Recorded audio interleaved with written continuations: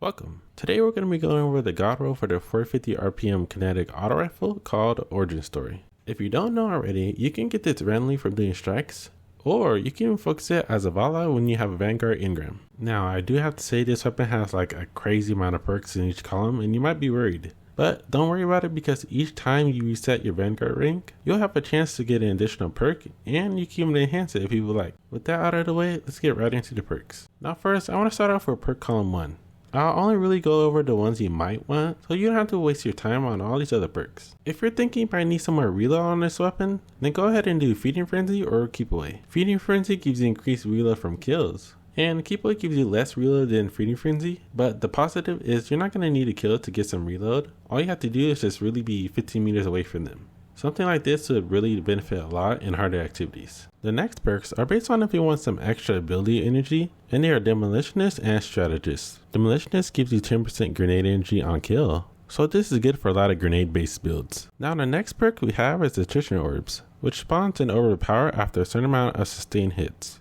This is a pretty good backup option if you don't want any of the other perks. And now on to perk column 2. You first have Onslaught, which is my personal pick, because as you get kills, you get an increased rate of fire and also some reload. Now would I use this over Rampage?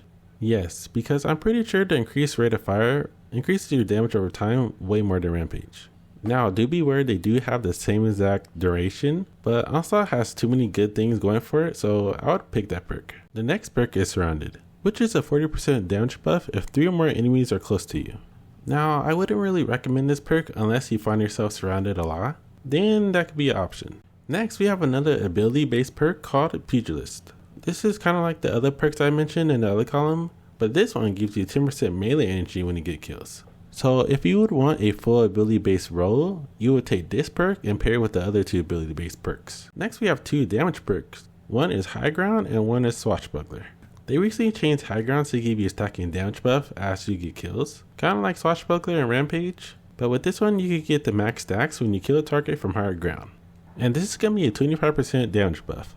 It might seem weird, but it is actually a really good perk now, and it lasts 7 seconds compared to Swashbuckler's 4.5 seconds. Now with Swashbuckler, this is the perk that's paired really well with the melee based build, because it grants a stacking damage buff just like High Ground, but with this one, you could get the max stacks just from a melee kill. And for this one, this is a 33% damage buff.